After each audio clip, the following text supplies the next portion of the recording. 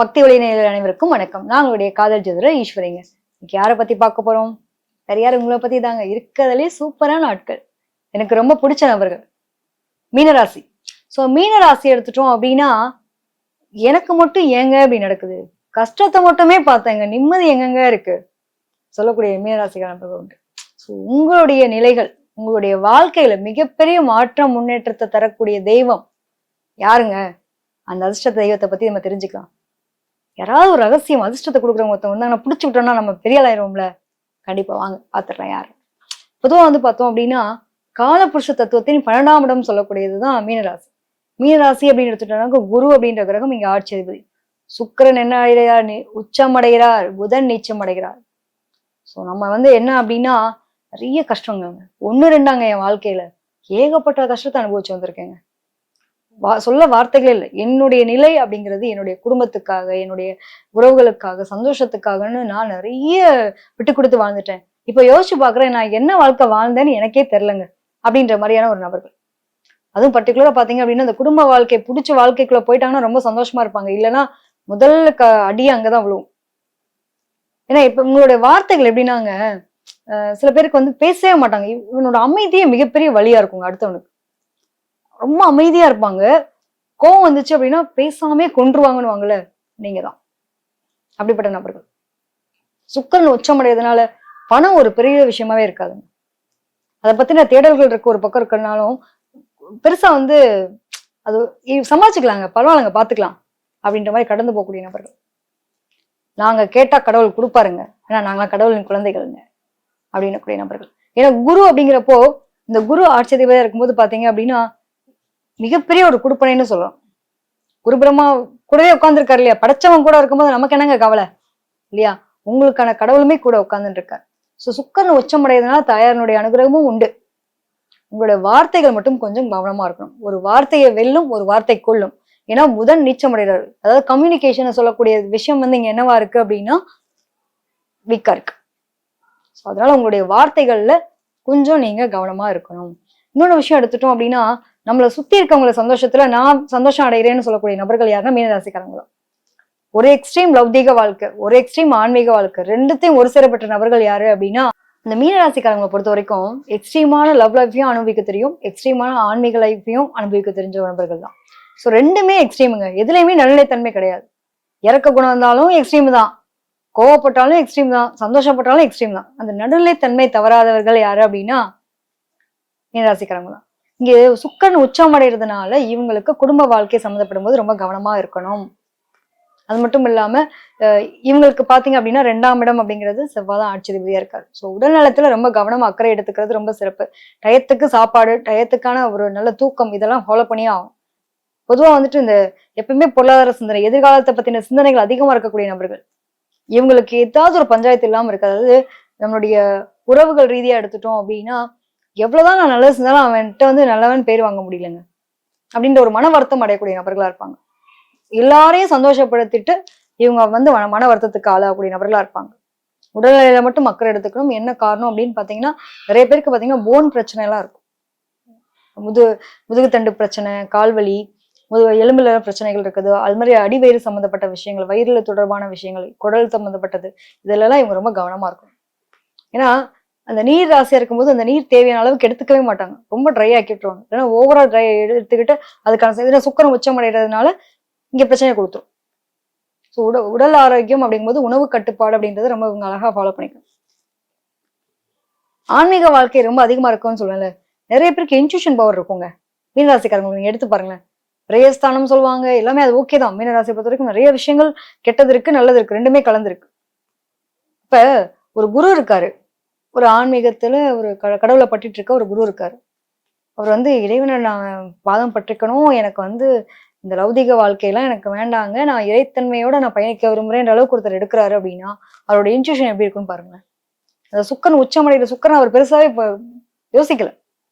அப்ப புதன் நீச்சம் மாறாரு பாத்தீங்களா? நீச்சமான கிரகம் மட்டுமே அதை பத்தின தேடல்களை கொண்டு போகும். அப்ப இவருடைய கம்யூனிகேஷன், இவருடைய நிலைகள் எல்லாமே யார் கூட இருக்கும்? மறைபொருளா இருக்கக்கூடிய இறைத்தன்மையோடு இருக்கும்.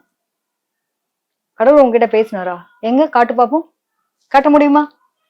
நிறைய பேர் பாத்தீங்கன்னா நடக்க போற விஷயங்கள்ல முன்னாடியே ஒரு எனக்கு இப்படி தெரியுது அப்படிலாம் சொல்லுவாங்கல்ல, இவங்களுக்கு அந்த தன்மை இருக்கும்.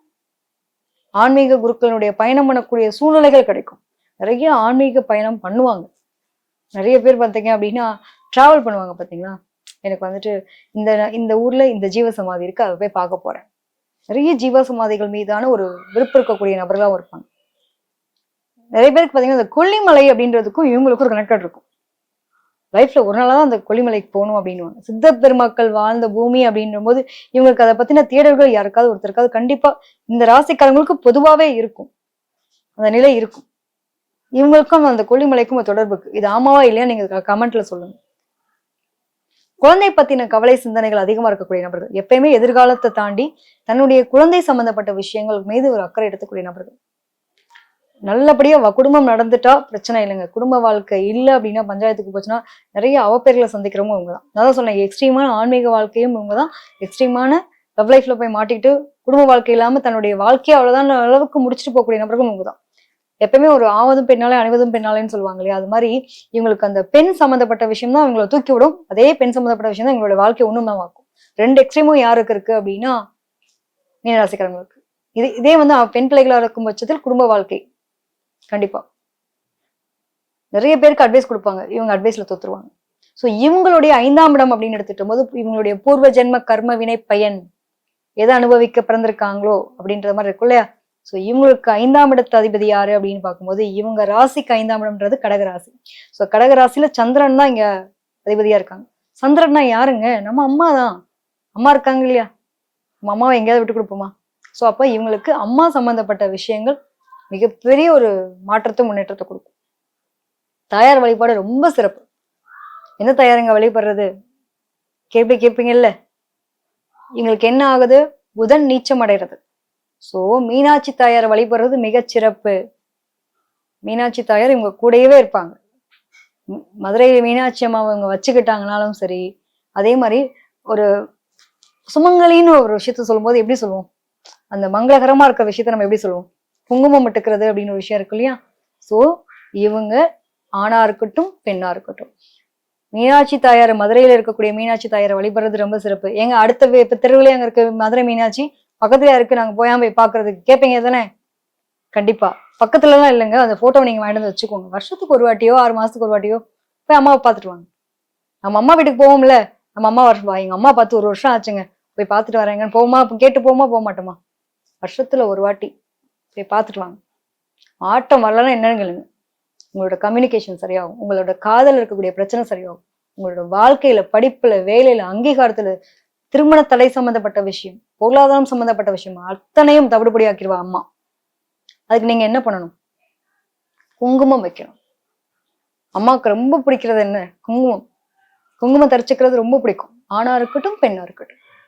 உங்களை நெத்தி வகுடுல அழகா வகுடுல பெண்களா இருக்கும் பட்சத்தில் வகுடுலாம் குங்குமம் வச்சுக்கிறது ரொம்ப அழகு சிறப்பு. சில பேர் இப்பெல்லாம் வைக்கிறதே கிடையாது. ஆனா உண்மையிலேயே குங்குமம் விட்டுக்கிட்டா அவ்வளவு ஒரு மாற்றம் வரும். ஆணாக இருந்தாலும் சரி, ஒரு அழகா அந்த நெத்தி பொட்டுல வைங்க, சூப்பரா இருக்கும். உங்க மாற்றம் பயங்கரமா வரும். பர்டிகுலரா சொல்லணும்னா வெள்ளி குங்குமச்சி மேல வச்சு பாருங்க. யாருக்காவது நீங்க கூப்பிட்டு வீட்டுக்கு வரவேத்தீங்கன்னா கூட, உங்களுக்கு வீட்டுக்கு வரக்கூடிய சுமங்கலியா இருக்கட்டும், வீட்டுக்கு சொந்தக்காரங்க வந்தாலும் சரி, வெள்ளி குங்குமச்சி மேல உங்களுக்கு குங்குமம் கொடுத்து பாருங்க. சண்டை போட வரவன் கூட சமாதானமா போயிடுவான். காரணம் என்ன அப்படின்னா சுக்கரன் உச்சம் அடையுது இல்லையா, சுக்கருக்கான அம்சம் வந்து இங்க வெள்ளி. ஸோ அந்த வெள்ளி கிண்ணில குங்குமம், புதனுடைய ஆதிக்கம் பிளஸ் வந்துட்டு அம்பாள் இருக்கா, அம்பாளுக்கு ரொம்ப பிடிச்ச ஒரு விஷயம். அதை கொடுக்கும்போது குருவோட வீடு இல்லையா, இதெல்லாம் கலந்தீங்கன்னா தான் அந்த குங்குமமே வரும். குங்குமம் எப்படி எதுல இருந்து வருது? எல்லாத்துக்கும் ஒரு கலவை இருக்கு இல்லையா. ஸோ பாத்தீங்கன்னா இந்த ஆலத்தி கலப்பு எடுப்போம் பாத்தீங்களா, ஆலத்தி கலப்பாங்க, அது என்ன கலக்குவாங்க? மஞ்சளையும் குங்குமத்தையும் போட்டு அது ஒரு மாதிரி சிவப்பு கலரா வரும் இல்லையா. அப்ப மஞ்சளும் குங்குமமும் கலந்த ஒரு அந்த கலவை இருக்குல்ல, அதை வச்சுதான் ஆலத்தி எடுப்பாங்க. அது வந்து ரத்தம் மாதிரி இருக்கும் பார்க்க. அப்ப எதை வச்சு எடுக்கிறாங்க? அது வந்து ஒரு ஆலத்திக்குன்னு ஒரு மதிப்பீடு இருக்கு. நிறைய விஷயங்கள், எல்லாத்துக்கும் நம்மளுடைய சாங்கியங்களுக்கு ஒரு பலன் உண்டு. நம்ம முன்னோர்கள் வந்து சும்மா சொல்லி வச்சுட்டு போல.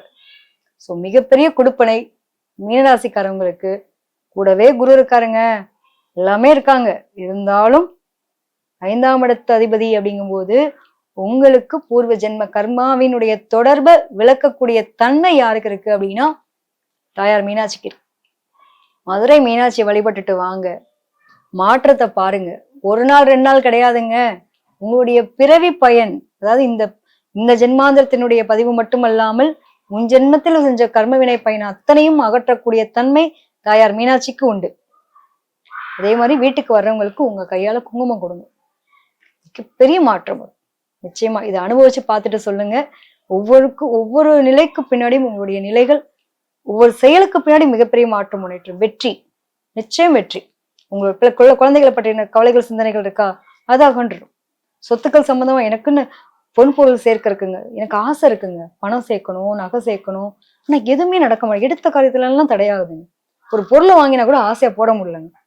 இந்த வழிபட்டு பாருங்க. 5ஆம் இடத்து நிலையை ஆக்டிவேட் பண்ணுங்க. கூட இருக்காங்க இல்லையா, அப்புறம் ஏன் நம்ம அம்மா கூட இருக்கும்போது நமக்கு என்ன பண்ணுவாங்க, அம்மா வழி எடுத்துப்பாங்களா இல்லையா? என் ஒரு குழந்தை இருக்கான், அம்மா வேலைக்கு போயிட்டாங்க, பாட்டிகிட்ட போய் விட்டா அம்மா பத்திரமா பார்த்துப்பாளா இல்லையா? என் பிள்ளை எங்க அம்மாட்ட இருந்தா சேஃபா இருப்பான், நினைப்போமா நினைக்க மாட்டோமா? அது மாதிரிதான் நம்ம தாயாரை பிடிச்சுக்கிட்டோம்னா எனக்கு எந்த கவலையுமே வேணாம், எல்லாத்தையும் அவ பார்த்துப்பா. இதை அனுபவிச்சு பார்த்துட்டு சொல்லுங்க. இதுக்கு மேல ஒரு ட்விஸ்ட் வைக்கிறேங்க. இந்த வீடியோ பார்க்கும்போது கண்டிப்பா ஆணா இருக்கட்டும் பெண்ணா இருக்கட்டும் எப்ப வேணா அந்த வீடியோ பாருங்க.